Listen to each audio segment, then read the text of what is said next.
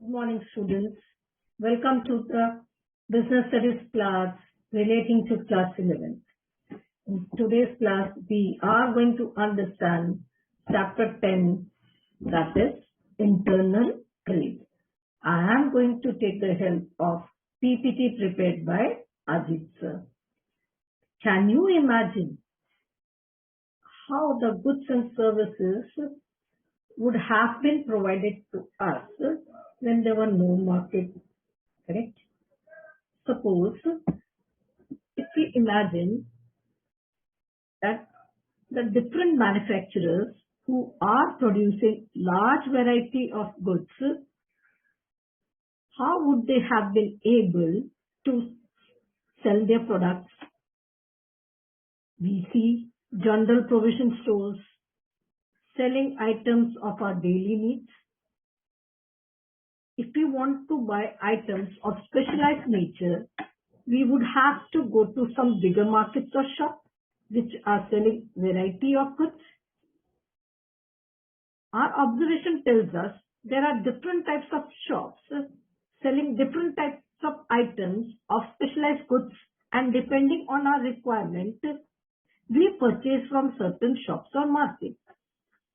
At the same time, if we look at the scenario of buying and selling of goods and services, then we find that in rural areas, the products used to be sold by the seller, either through their wares which they used to carry on their heads, or hawkers, peddlers, and even they used to sell their products on streets.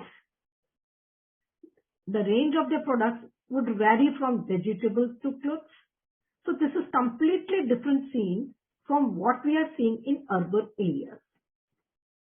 We can say that in our country, all kinds of markets coexist in harmony.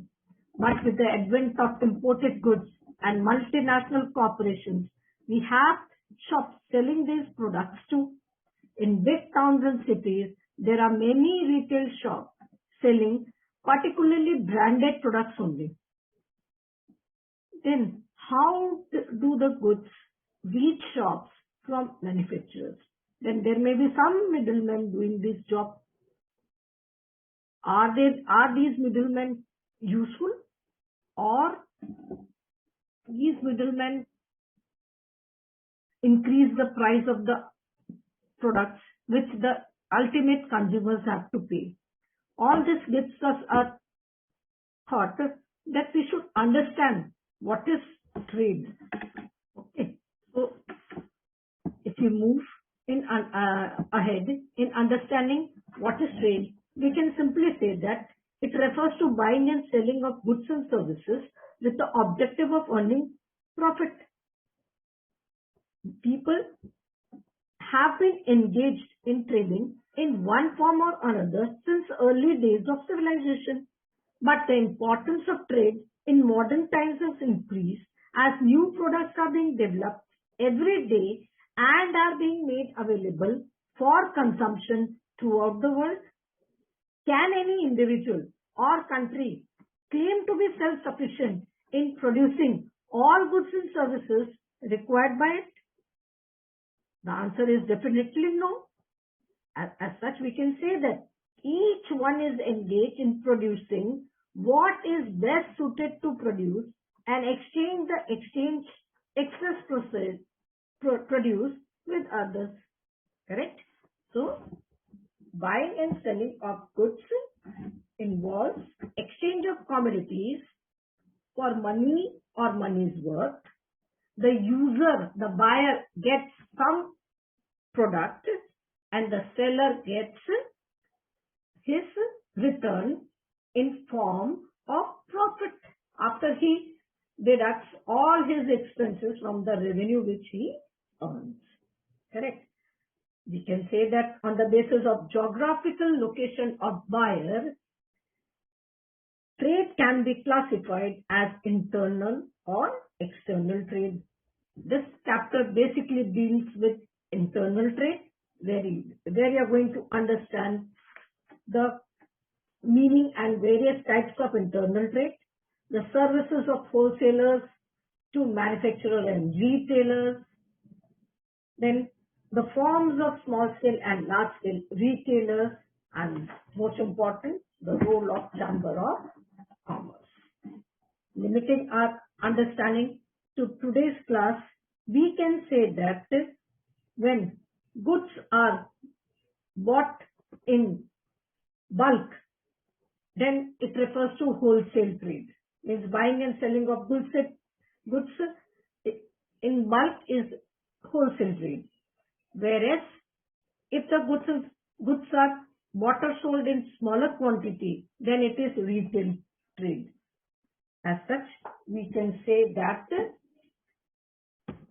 if the goods and services are bought and sold within the geographical boundaries of a nation, then it is internal trade.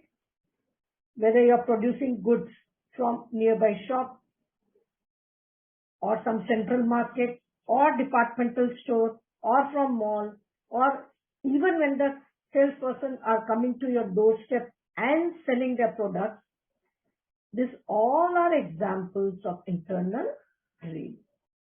You are not required to pay any custom duty or any other import duty, as trade of such type of good is meant for domestic consumption. So at one time domestic production takes place and ultimately it leads to domestic consumption. Payment has to be made in the currency of the country. Suppose if you are sitting in Delhi and buying goods domestically, then you have to pay in rupees, correct?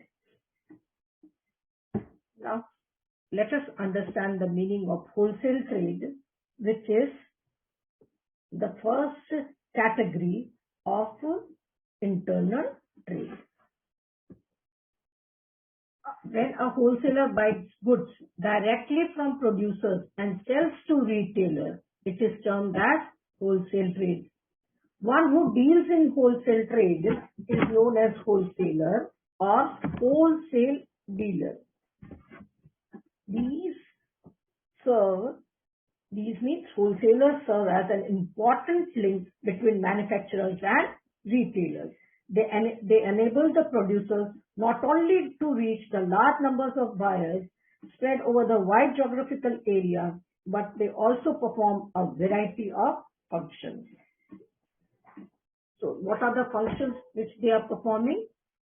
That can be understood through services of wholesalers to manufacturers and producers on one hand, and services of wholesalers to retailers on other hand. So let us start with the services of wholesalers to manufacturers and producers.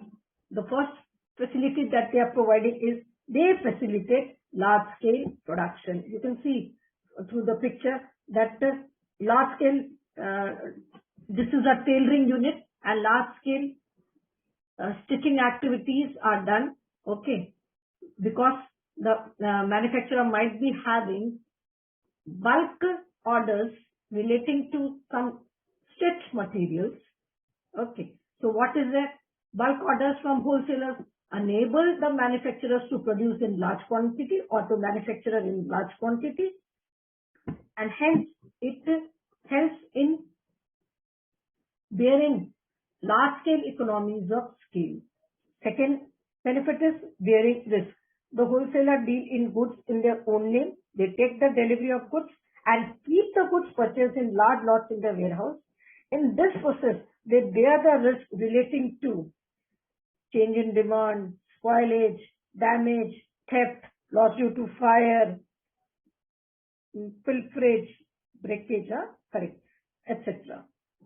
Third is they also provide financial assistance because they generally purchase on cash basis and at times make advance payment for bulk purchases to the manufacturers.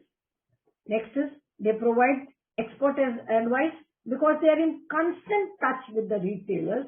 They collect information about the taste, fashion, and the preferred requirements of the people, and we pass on to producers. Next is a help in marketing activities. How? They take care, the wholesalers, they take care of the distribution of goods to the number of retailers, who in turn sell their goods to large number of customers who are spread over wide geographical area. In this way, they relieve the manufacturers from many of the marketing activities and enable them to concentrate basically on production activity. Then they facilitate production continuity. How they facilitate production continuity? They throughout the year, they purchase goods as and when they are produced, and they store them till the time these are demanded by retailers or consumers. In this way, the manufacturers are able to concentrate on their production activity also only, and continuity of production is maintained. The last is storage. They take the delivery of goods and keep them in their godowns and warehouse. In this way, they relieve the burden of manufacturers by providing storage facilities for finished goods. Thus, they are providing them time utility. Okay. So, in today's class, we have understood the role of wholesalers to manufacturers. In our next class, we are going to understand the role of wholesalers to retailers. Till then, goodbye.